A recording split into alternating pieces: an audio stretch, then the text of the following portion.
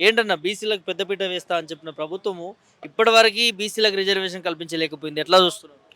Congress party అధికారంలోకి వస్తే 6 నెలల లోపుగానే బీసీలకు 42% చట్టబద్ధత కల్పించేసి వాళ్ళని స్థానిక ఎన్నికల్లో వాళ్ళకి ప్రజాప్రతినిధిగా తీర్చిదిద్దుతామని చెప్పేసి హామీ ఇచ్చి ఎన్నికలకు వెళ్ళిన వాస్తవం.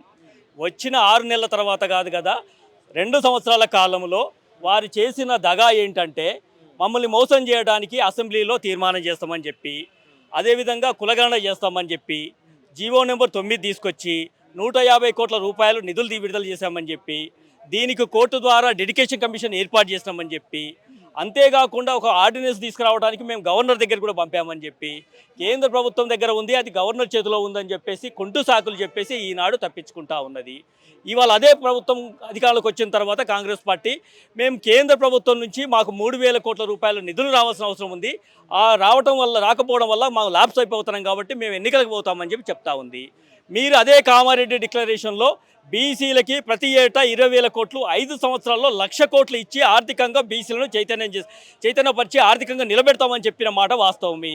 ఈ 2 సంవత్సరాల కాలంలో 40,000 కోట్ల రూపాయలు బీసీలకు విడుదల చేయాలి. రూపాయి విడుదల చేయకుండా 40,000 కోట్ల రూపాయలు ఇక్కడ బీసీలకు ఇస్తానిచ్చిన మాటను మీరు తప్పి 3,000 కోట్ల కోసం పాకులాడుతూ ఉన్నారు. ఇవాళ ఈ తెలంగాణ రాష్ట్రంలో 2 కోట్ల మంది బీసీలకి మీరు తక్షణం కాంగ్రెస్ పార్టీ క్షమాపణ చెప్పి ముక్కు నేలకు రాయాల్సిన అవసరం ఉంది.